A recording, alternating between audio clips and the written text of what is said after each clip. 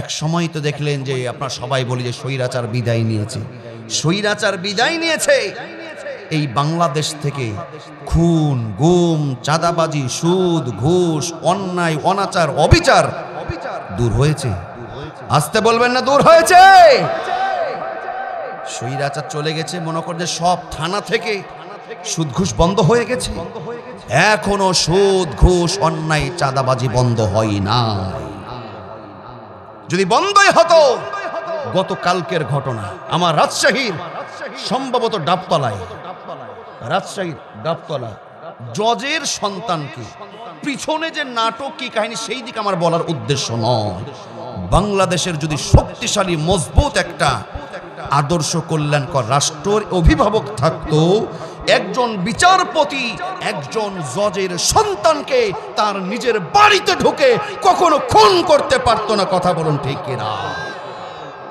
আরো জেনে খুশি হবেন, এই বাংলাদেশের রাষ্ট্রের আমাদের অভিভাবক নাই। অভিভাবক যদি থাকতো, 55% মুসলমানের দেশ, এই মুসলমানের দেশে ডক্টর জাকির নায়েক আসবে, কে বাধা সৃষ্টি করতে পারত না। কথা বলুন ঠিক না বেঠিক?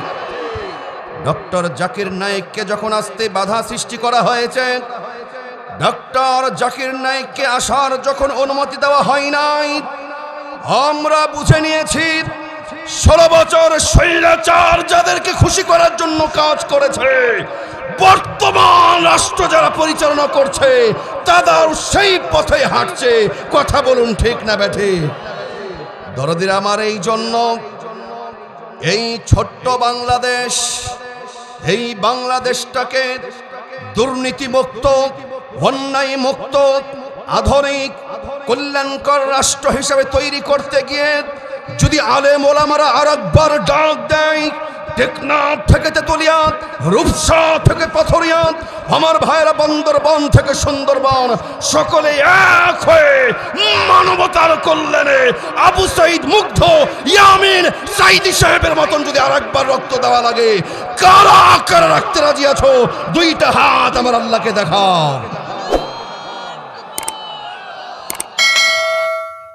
আউযু বিল্লাহি মিনাশ শাইতানির রাজীম।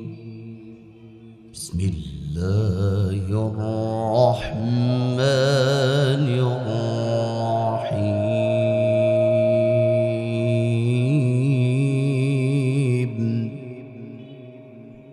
لقد كان لكم في رسول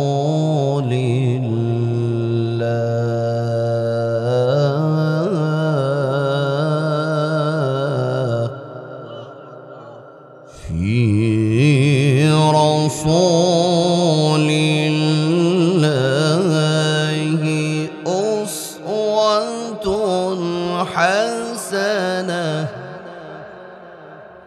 لقد كان لكم في رسول الله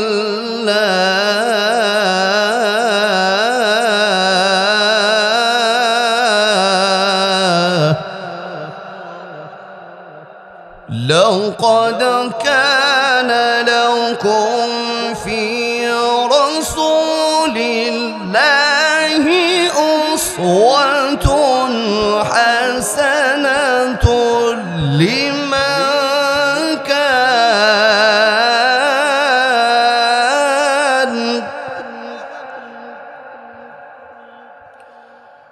لمن كان يرجو الله واليوم الآخر لمن كان يرجو الله واليوم الآخر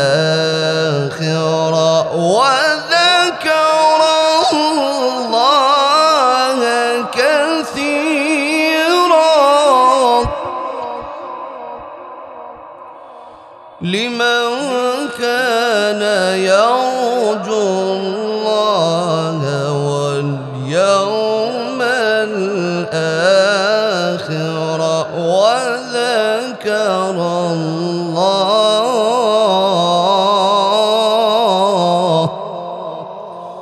وذكر الله كثيرا.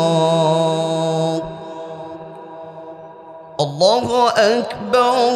بسم الله الرحمن الرحيم.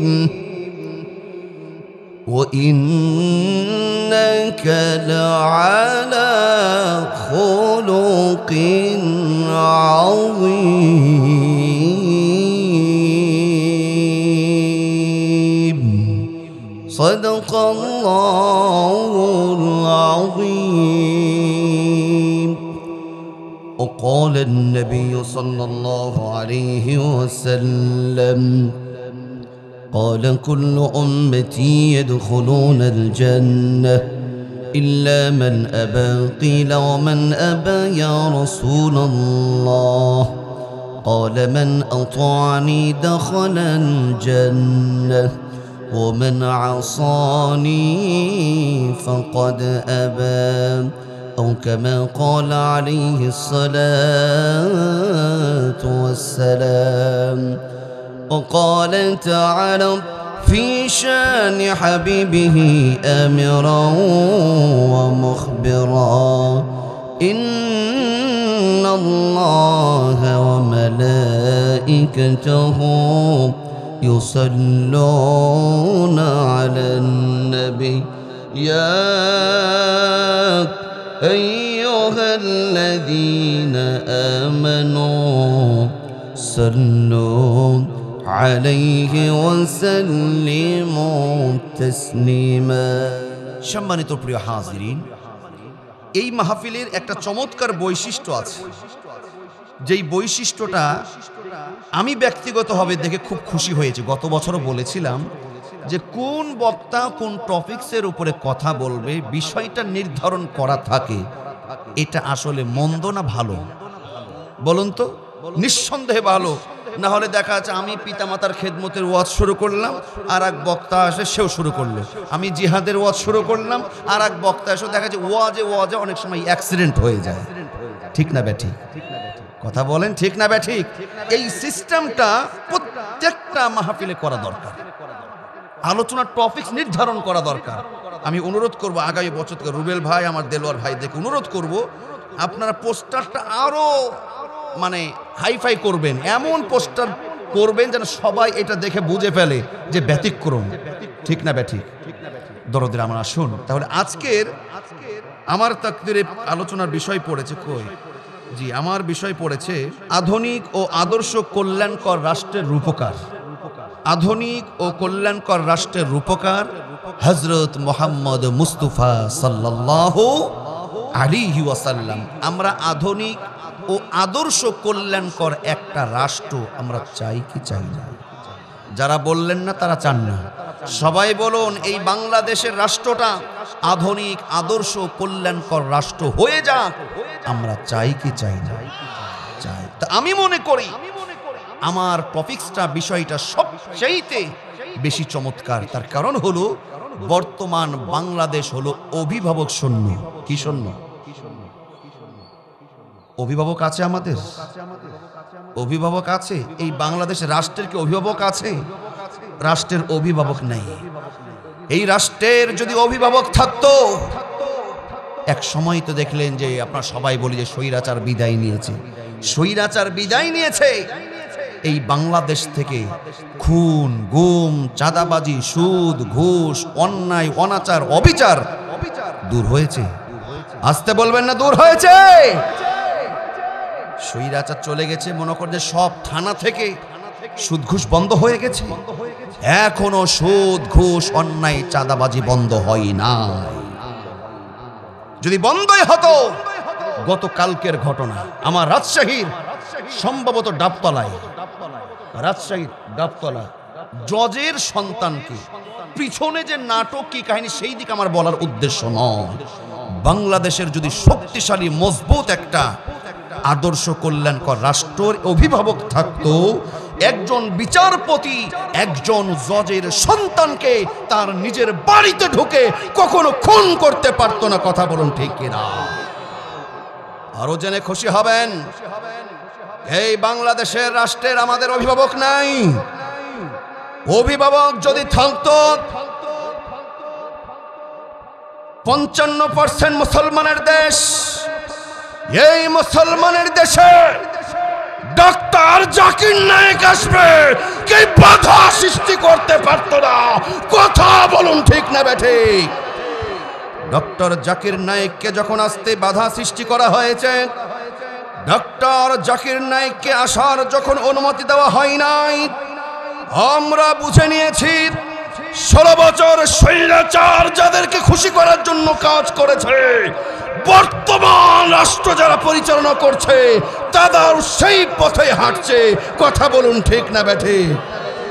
দরদিরা আমার, এই জন্য এই ছোট্ট বাংলাদেশ, এই বাংলাদেশটাকে দুর্নীতিমুক্ত, অন্যায় মুক্ত, আধুনিক কল্যাণকর রাষ্ট্র হিসেবে তৈরি করতে গিয়ে যদি আলেম ওলামারা আরেকবার ডাক দেয়, টেকনাফ থেকে তেতুলিয়া, রূপসা থেকে পাথরিয়া, আমার ভাইরা বান্দরবান থেকে সুন্দরবন, সকলে এক হয়ে মানবতার কল্যাণে আবু সাইদ মুগ্ধ, ইয়ামিন সাইদি সাহেবের মতন যদি আরেকবার রক্ত দেওয়া লাগে, কারা কারা রাখতে রাজি আছো? দুইটা হাত আমার আল্লাহকে দেখাও।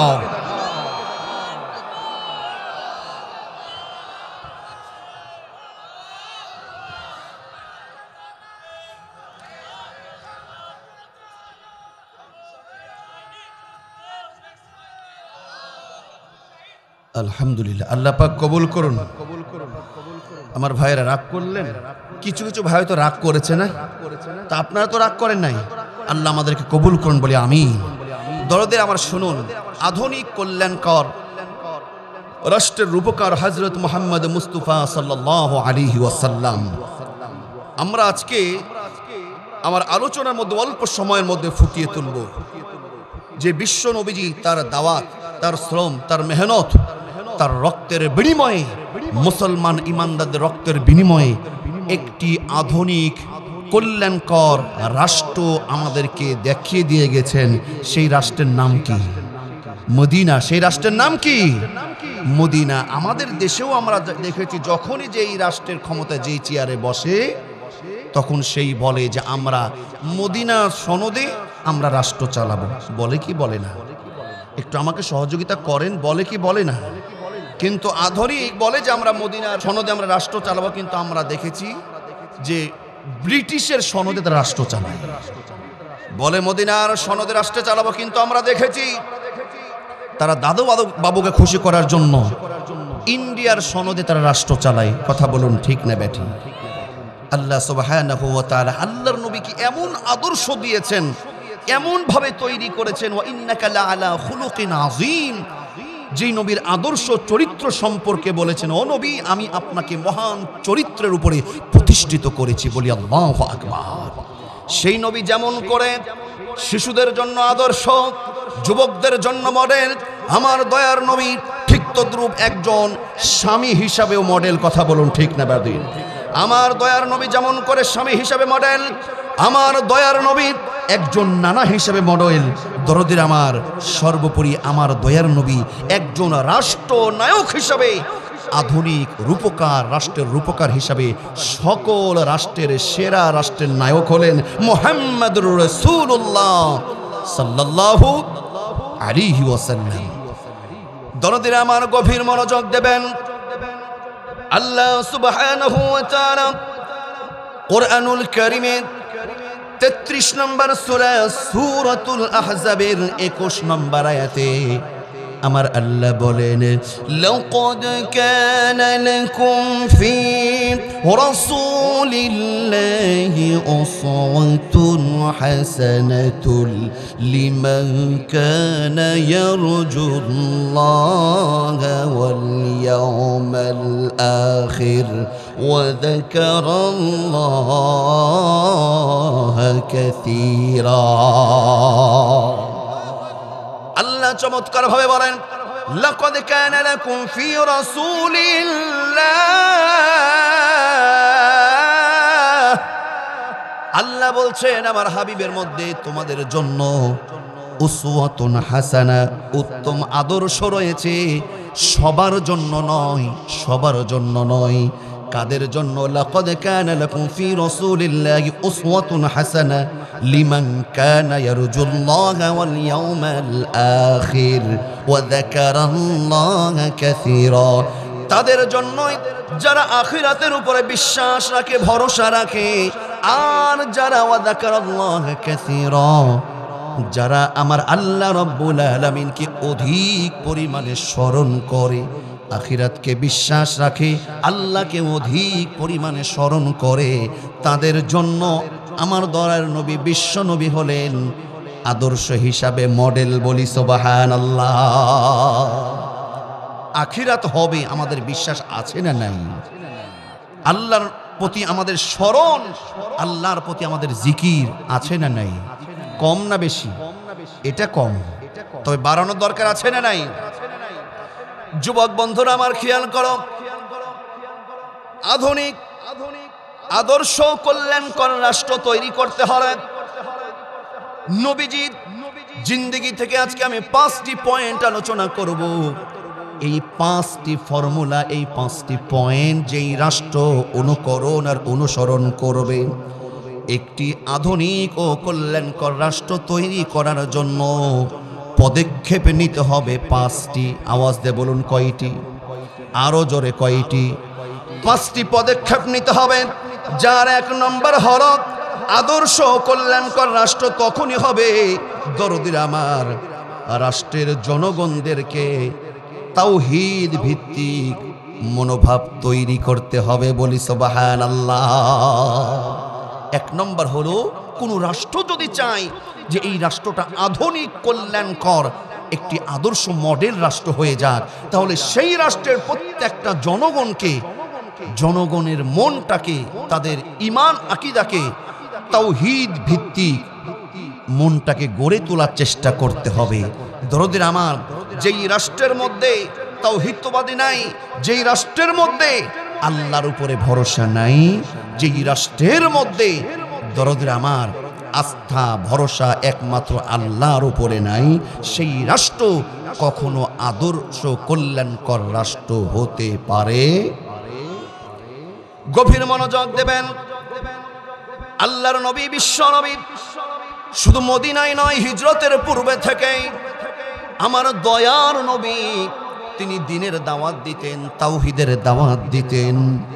দরদির আমার, আল্লাহর পক্ষ থেকে যখন নির্দেশ চলে আসলো, ওয়ানযির আশীরাতাকাল আকরাবিন, আল্লাহর পক্ষ থেকে যখন নির্দেশ আসলো, ও আমার হাবিব, ও আমার বন্ধু, আপনি এখন থেকে এক আল্লাহর তাওহীদের দাওয়াত দিবেন, আর চুপি চুপি গোপনে নয়, এখন আপনি দাওয়াতটা দিবেন প্রকাশ্যে। বলি সুবহানাল্লাহ। পক্ষ থেকে বিশ্ব নবী যখন নির্দেশ প্রাপ্ত হলেন, ওয়ানযির আশীরাতাকাল আকরাবিন, আমার দয়ার নবী তখন তৎকালীন সময়ে আমার দয়ার নবী মক্কা নগরীতে থাকতেই তাওহীদের দাওয়াত দিয়েছেন। দরদির আমার, এবার নবী যখন দাওয়াত দেওয়া শুরু করলেন, সবাইকে বললেন, ও আমার চাচা জানরা, ও কুরাইশ গোত্রের লোকেরা, আমার চাচা যারা আছেন সকলকে নবীজি সাফা পাহাড়ের পদদেশে তিনি ডাকলেন, দাওয়াত দিলেন। সবাই উপস্থিত হলো। আবু লাহাব, আবু জেহেল, কাফের মুশরিকরা উপস্থিত হলো। সাফা পাহাড়ের পদদেশে যখন উপস্থিত হয়েছে, আমার দয়ার নবী ডাক দেয়া বলে, ও আমার চাচা জানরা, ও আমার মুরব্বীরা, আমার অভিভাবকরা, বিভিন্ন গোত্রের নাম ধরে ধরে আমার নবী ডাক দেয়া বলেন, আচ্ছা বলুন তো, আপনাদেরকে যদি আমি বলি ওই পাহাড়ের আড়ালে কোনো শত্রুপক্ষ অস্ত্র শস্ত্র নিয়ে অপেক্ষা করছে, যে কোনো মুহূর্তে আপনাদের ক্ষতি করে দিতে পারে, আপনারা কি বিশ্বাস করবেন? নবীজি এই কথা বললেন, সেইখানে আবু জেহেল ছিল, আবু লাহাব ছিল, কাফের মুশরিকরা ছিল। নবী বলছে আমি যদি আপনাদেরকে বলি ওই পাহাড়ের আড়ালে কিছু শত্রুপক্ষ আছে, যে কোনো মুহূর্তে আপনাদের ক্ষতি করতে পারে। নবী বলছে ও চাচারা, বিভিন্ন গোত্রের লোকেরা, আপনারা কি বিশ্বাস করবেন? সকলে এক কথাই বলেছিল, ও মুহাম্মদ, ও ভাতিজা, কি বলো তুমি? এটা বলছোটা কি বিশ্বাস করব না? মানে এটা সামান্য একটা কথা। তুমি তো আমাদের কাছে আল আমিন, সত্যবাদী, as-সাদিক, তুমি তো আমাদের কাছে সত্যবাদী, আমরাই তো তোমাকে আল আমিন সার্টিফিকেট দিয়েছি। আর এই ছোট্ট কথা বিশ্বাস করব না, হতেই পারে না। সুবহানাল্লাহ বলেন। এই কথা যখন বলেন, সকলে বলল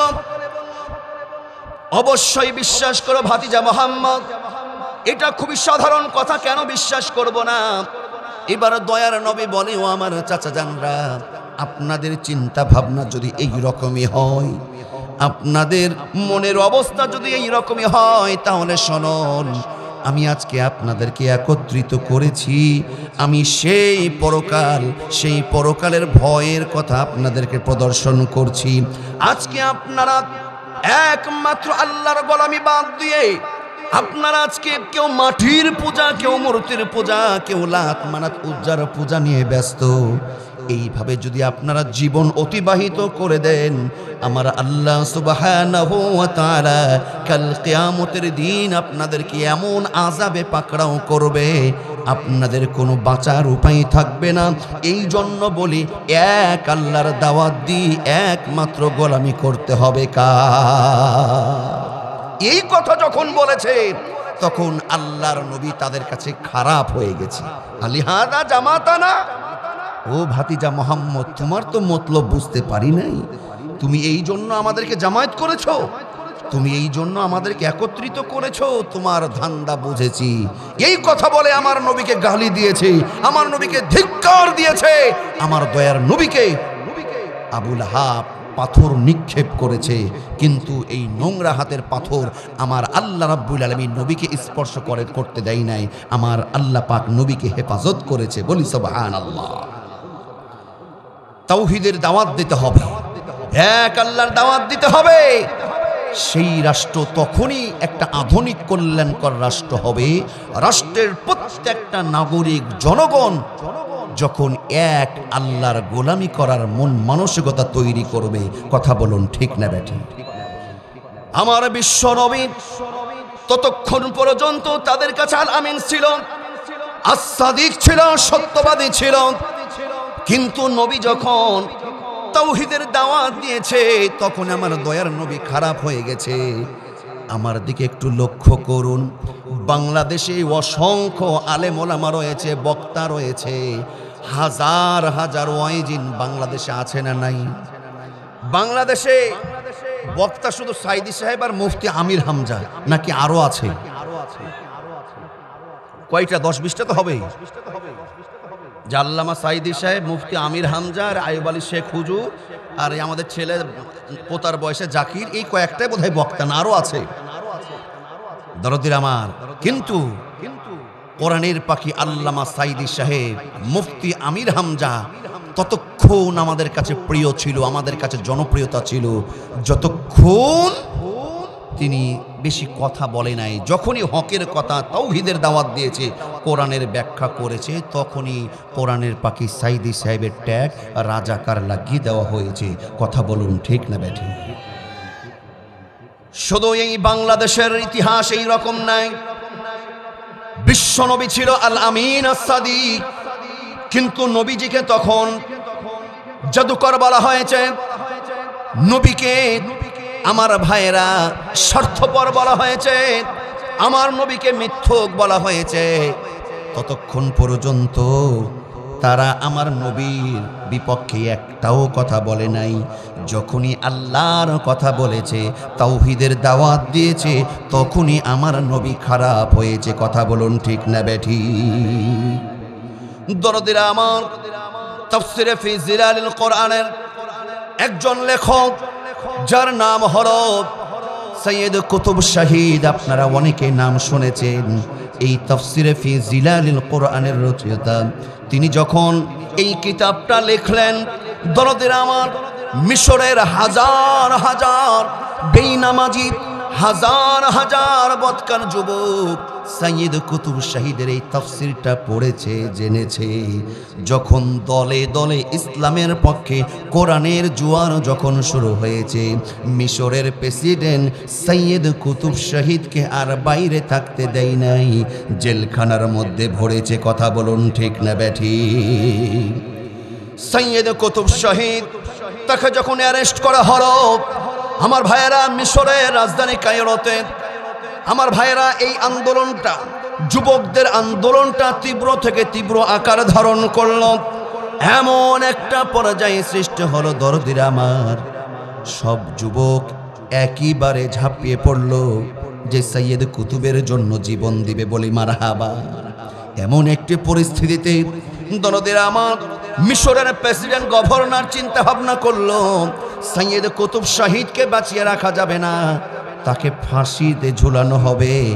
এবার দেখুন, একই ধরনের কোরআন পড়েছে এক ধরনের আলেম আছে, যারা দেখবেন সুন্দর বিরিয়ানি, খুরমা, মিষ্টি খেয়ে জীবনযাপন করেছে।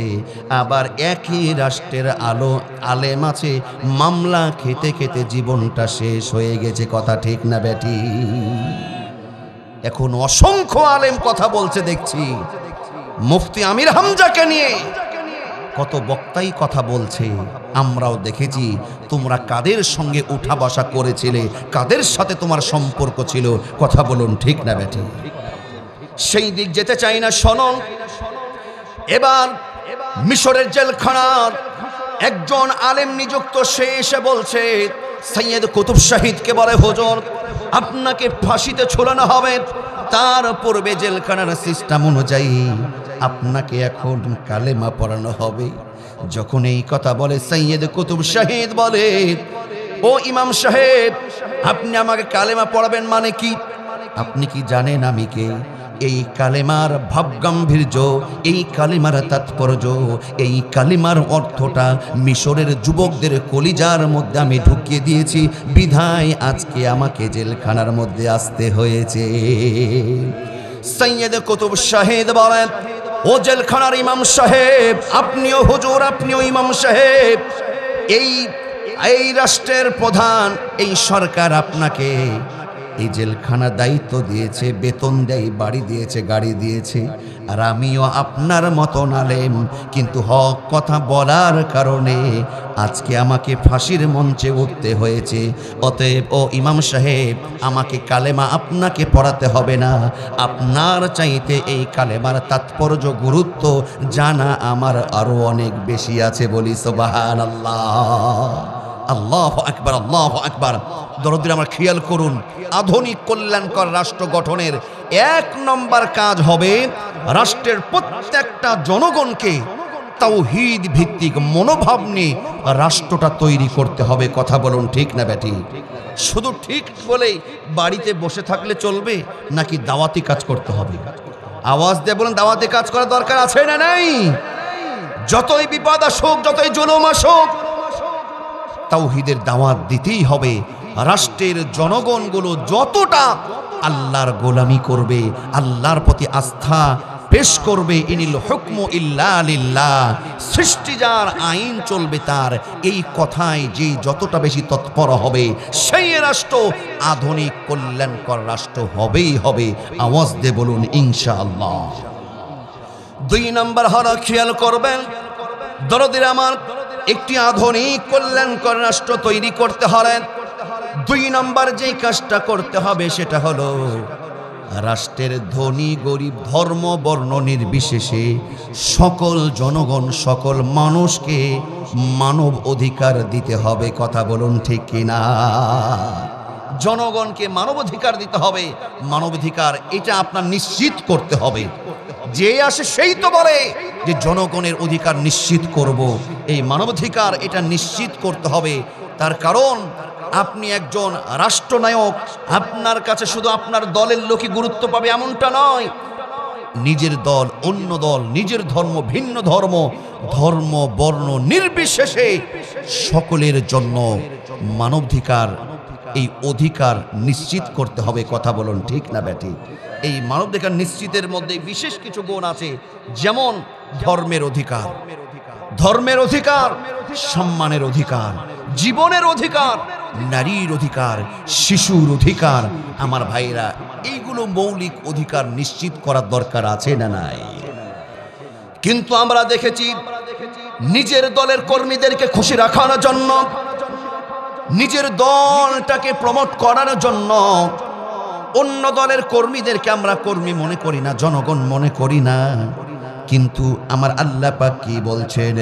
মান ক্বাতালা নাফসান বিগাইরি নাফসিন আও ফাসাদিন ফিল আরদি ফাকান্নামা ক্বাতালান নাস জামিআ ওয়া মান আহইয়াহা ফাকান্নামা আহইয়ান নাস জামিআ।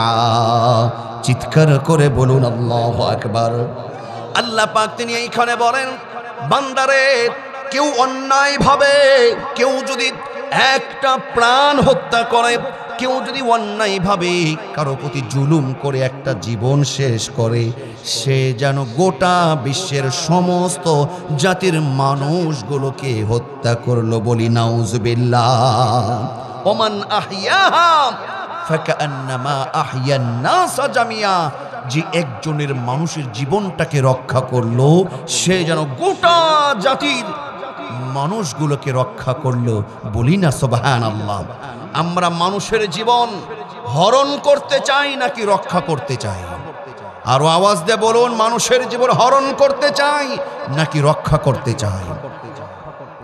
দরদের আমার, একটি আধুনিক আদর্শ কল্যাণকর রাষ্ট্র তখনই হবে আমার দয়ার নবী মানবাধিকার কাকে বলে কেমন শিখিয়েছেন।